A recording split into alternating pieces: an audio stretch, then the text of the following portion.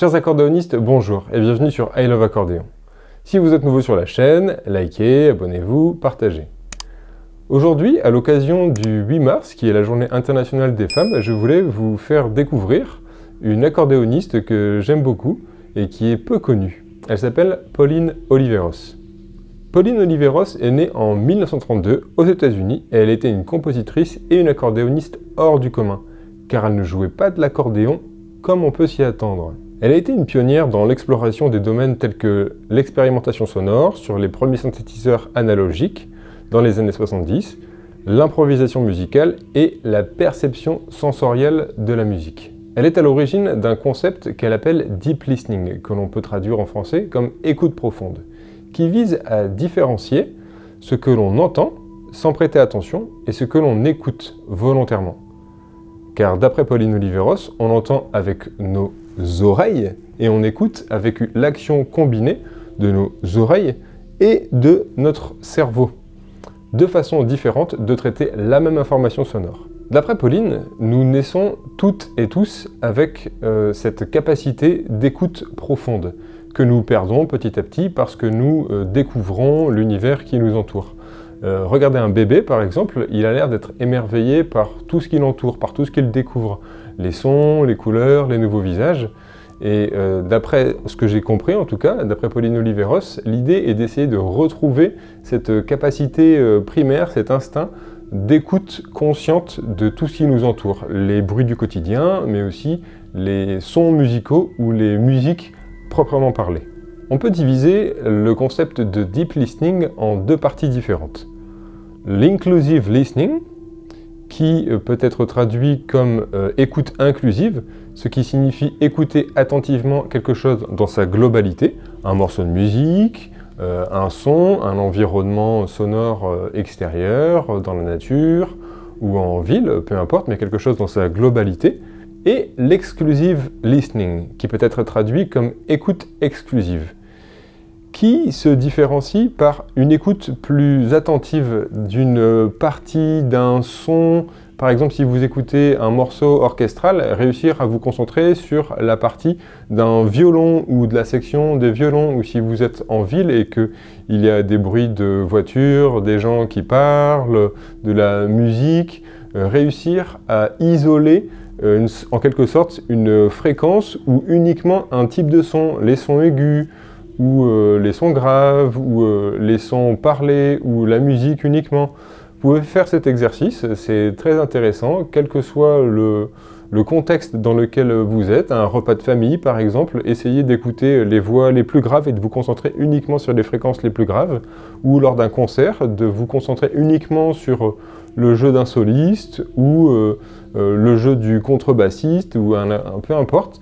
Essayez de sectoriser les différents sons pour mieux appréhender les différentes couleurs sonores et les différentes fréquences.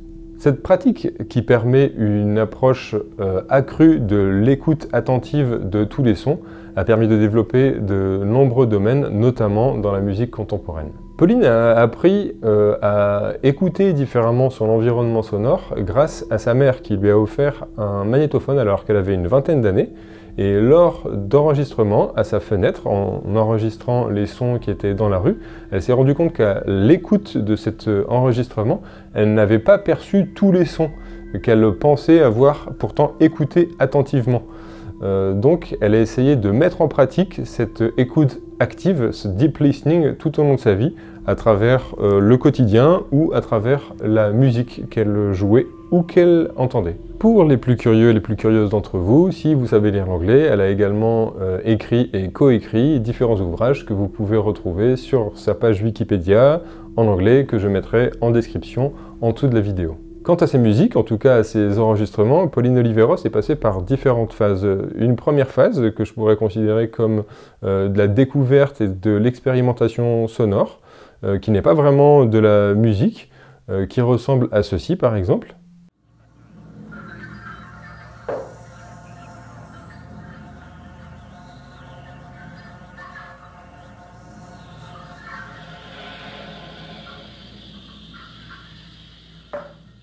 Ou encore un autre enregistrement qui ressemble à ceci, pas toujours très agréable.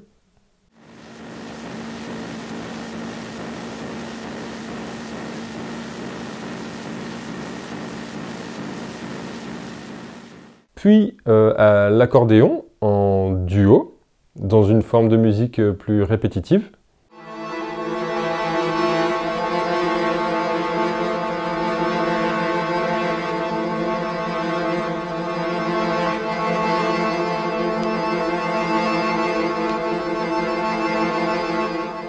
Ou encore, comme cet enregistrement, une forme plus orchestrale, avec plusieurs accordéons, des percussionnistes qu'elle a composés elle-même.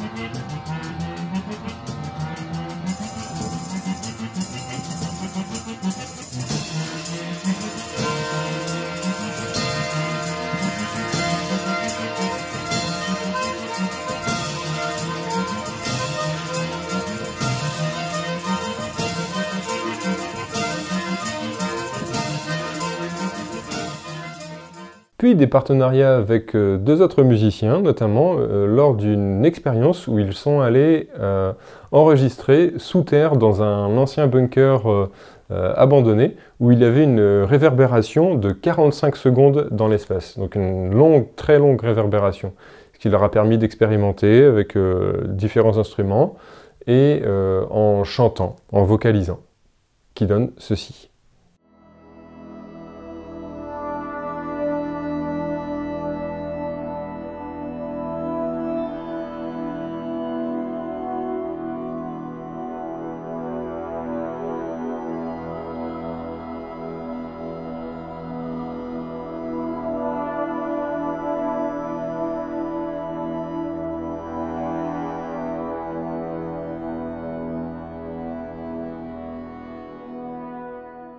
Enfin, pour terminer pour les extraits sonores, un album qui s'appelle Accordion and Voice, où elle expérimente entre des mélanges de chant, de vocalisation, et en jouant des notes, des accords improvisés sur son accordéon.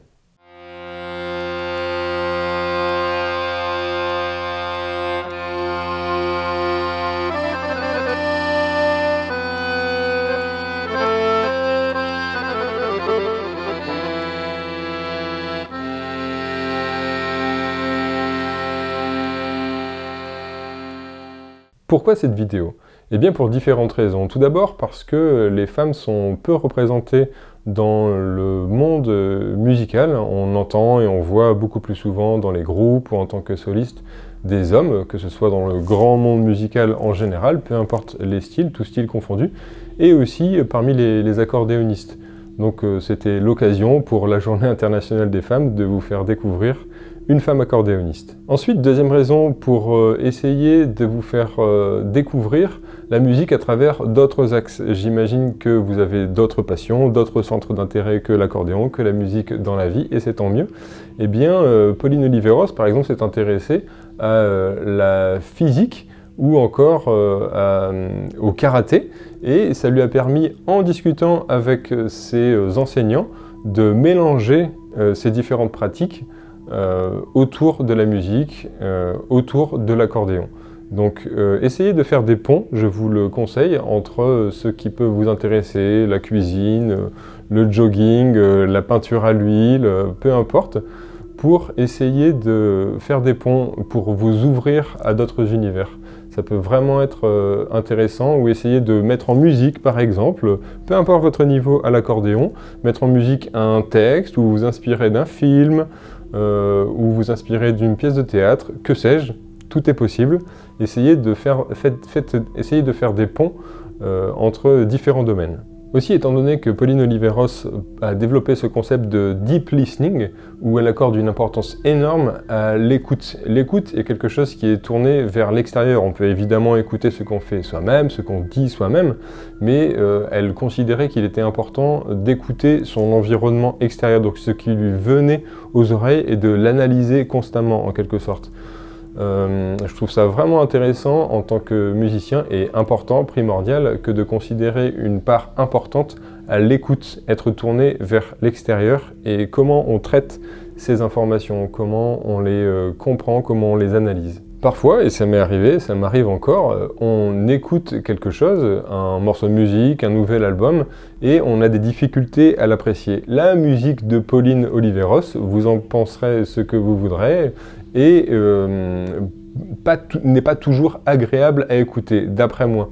Elle est parfois dissonante, avec beaucoup de tension, mais elle a un intérêt, c'est sûr, car elle jouait tout simplement de l'accordéon de façon vraiment différente, de façon vraiment singulière.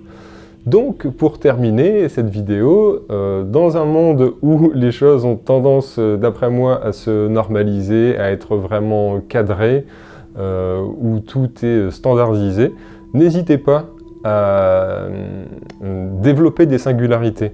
Vous jouez de l'accordéon, nous jouons de l'accordéon, c'est déjà un choix qui me semble singulier, qui me semble atypique. N'hésitez pas à développer cette singularité à travers l'écoute, le deep listening. Je pense que c'est vraiment un concept intéressant. Je mets tous les liens en description pour aller plus loin, pour celles et ceux qui veulent lire, regarder des documentaires, écouter sa musique dans les morceaux dans leur totalité, ses albums. Et n'hésitez pas à pousser la singularité que vous pouvez avoir en vous pour découvrir d'autres univers. Merci d'avoir regardé la vidéo jusqu'au bout, bonne musique, à bientôt et n'hésitez pas à me dire en commentaire ce que vous pensez de ce nouveau format, je serai susceptible d'en faire d'autres pour vous faire découvrir d'autres accordéonistes. À bientôt!